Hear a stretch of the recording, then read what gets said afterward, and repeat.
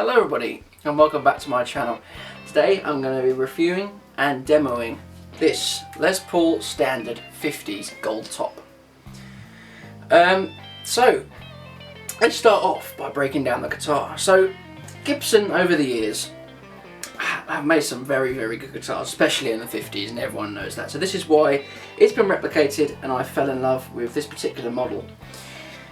They've got a bad reputation nowadays because the people who owned them previously really ruined, any kind of, trust and, being well known for quality.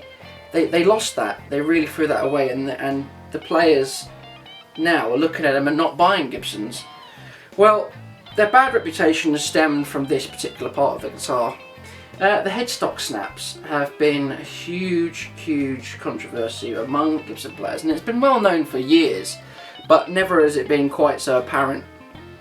I was in Edinburgh last year, and we walked into a guitar store and they were unboxing Gibsons made to measure, thousands and thousands worth of guitars, and they opened up the boxes and both of the headstocks are snapped off, and this is a problem that has been occurring. However, it's not just that. People have been saying the build quality of them has not been good, they've been slouching, but ever since the new ownership took over in 2019, they've really been trying to put Gibson back where they should be, and reaffirming the point that they are a good guitar manufacturer and they do know what they're doing.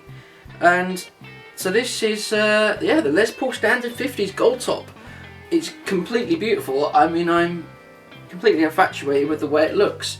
I bought it because I am a huge ZZ Top fan, as you might be able to tell from my t-shirt, but there's just something about a Les Paul which just has that sex appeal. And to be honest, I had a PRS with the humbuckers because I have all these straps with single coils. I had the PRS and I played it and it sounded good. It played well, it looked beautiful, but it just doesn't have that soul and character that a Gibson has.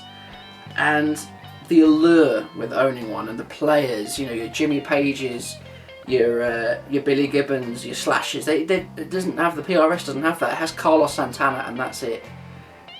So this Gibson can do a thing you might know that not many guitars can do. It just has that snarl when you play it through distortion, and essentially this is the guitar that I dreamt of a few years ago, and now I'm finally lucky enough to own one. So that was the reason behind my choice.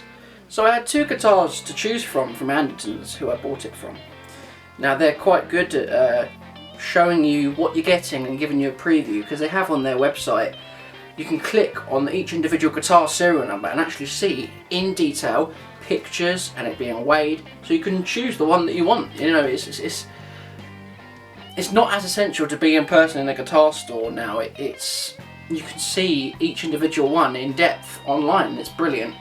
So I actually chose out of two, like I said, and there was 9.1 pound in weight and 9.9 pound in weight. Now I know that it's a bit controversial because they stopped in 2019. Gibson went back to the absolute true Gibson. The standard, the Gibson Les Paul Standard was the staple. In 1959, it was that everyone knows the Standard, and in previous years they'd start putting robot tuners on it. They started putting coil splits and switches on here, and it's not the Standard. It's the modern. So when they came in 2019, they said, "Nah, screw this. We're going to save that and put that to the Les Paul Modern," which is correct. And they returned the Les Paul Standard back to what it really was in the old days. And they go back. They've looked at all the original drawings, all the original neck carves, and I think they've done a brilliant job. Like I said, so I just had to choose in weight because mahogany and maple, it does vary in weight. And like I said, there's a controversy about how does it affect your tone, the weight. Well, I'll tell you one thing. Billy Gibbons uses chambered bodies, so they're hollowed out. And I wouldn't exactly classify him as having a soft tone. It's not something that's crucial, but the feel, it's just personal preference. Look, I chose the one that was 9.1 pounds, the lighter one, partially because it just had darker wood on the neck. I just looked at the pictures and I thought yeah, the wood looks a bit darker. They're both pretty identical. And Billy uses a lighter guitar and he didn't have any problems, so yeah, I'll go with the £9.1. Not to say that heavy guitar's not good. If it works for you, it works for you, you know. But yeah, so the look of the guitar, like I said, the rosewood on this is lovely and dark. The gold, I mean, wow, it's just stunning. I've always loved a gold top, and it really shimmers, you know, it changes in the light. Sometimes it appears caramel, and other times it's pure gold, and it's really a spectacle. The back and mahogany grain is just beautiful. The neck, the way it swirls across, and it's just in my personal guitar, but it's really remarkable. The grain is lovely, and on the top of the guitar here, wow, that's got a beautiful grain. I'll show some pictures of it now, but it's just got this lovely modulating grain, and wow, stunning, it really is. Now the neck in itself, I've always been a Strat man, and they've got quite thin necks. I had heard, you know, this thing about Gibsons, oh, they've got these fat necks, you know, they're so fat you can't play them, they're like baseball bats. But I'm playing it and I don't notice the big fat neck. I just know it is a Gibson. I think people make way too much of a deal about neck shapes. Really, it's just dribble. I mean, I've got here C profile necks. I've got behind the camera, I've got a soft V. I've got, you know, a D profile from the 70s. And I don't notice the difference when I play these instruments. They all just feel like their own guitar. I think people make way too much of a deal of it, and I've completely adapted to the 50s style fat neck, as they call it. I don't notice any difference, and this is from someone who plays a thin neck Strat, and I don't notice any difference. So if it's something that concerns you, then just look for a different guitar. That's what I say. I mean, it feels lovely. The neck, it does feel lovely. It's smooth, and you can really glide along it. The frets, I mean, it's an American guitar made properly. There's no sharp frets at all, and you can imagine the fit and finish is beautiful. Just the general care taken. You can tell it was made by somebody who cares about their job. You know, the paint's beautiful, the binding beautiful. It really is spectacular, to be totally honest. It was sweet out the box as well, which is something that didn't really expect. I mean, you might have to do some intonation or something, but no. Anderton's, it was fresh out the box. The only change that I made was just personal preference, which is to increase the height of the tailpiece. Now that is something I picked up from Daryl Braun Guitar on YouTube, and it decreases the string tension, so you can do the strings bend a little easier. But what it also does is the angle coming on a Gibson is quite, you know, drastic. So I've just moved it up so it's got a bit of a smoother angle, and that helps with tuning stability apparently. And tuning something on a Gibson, which people like to say, oh, the G string, the funny, oh, it always goes out of tune. But no, it's good. I've put some graphite from a pencil in the nut, and that helps with the string moving back and forward. And I don't have any real tuning issues, to be totally honest. I'll be playing a solo, and by the end I'm still in tune, which sometimes Strats don't do. So that's something I'm really impressed with, to be totally honest.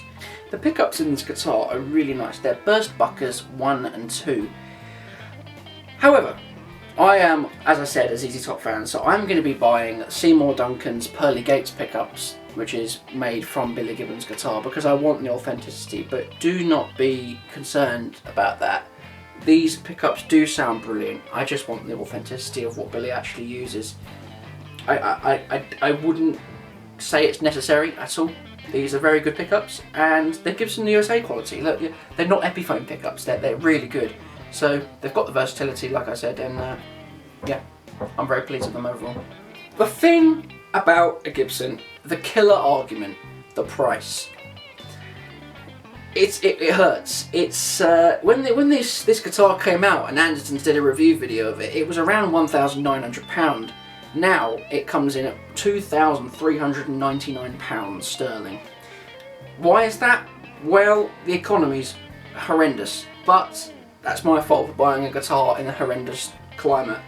But second-hand Gibsons, I mean, you'll struggle to find a second-hand Les Paul Standard for a good one for less than £1,800. That's the benchmark, and that's what they were selling for new just a few years ago before COVID. So it's kind of stiffed Gibson a little bit, and that's why people aren't going to go, oh, I don't want a Gibson, they're so expensive, I'm not buying one of them.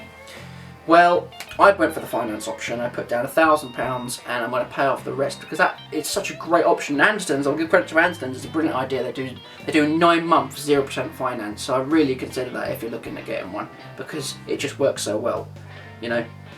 Now, in terms of the actual playing and how it sounds, this guitar is very versatile.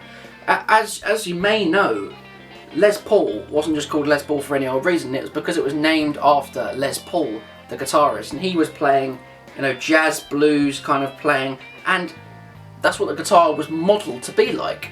Now, I'm not sure if you know any history about Gibson, but they would originally want to make the whole guitar maple, but that would have been just incredibly heavy because maple is very hard. So instead they went for a mahogany body and then a maple top to suit the jazz playing needs. I mean, that's what the whole guitar is based around, and then people discovered, hey wait, you plug this into a Marshall, you crank the gain up, you know, sounds brilliant, and it handles gain lovely. It's got a beautiful sound, but also the jazz. I had a friend round come the other day, Finn, and he played jazz on this guitar, and it sounded beautiful. It sounded really, really good. It sounded just like a, you know, an ES335 or a 55.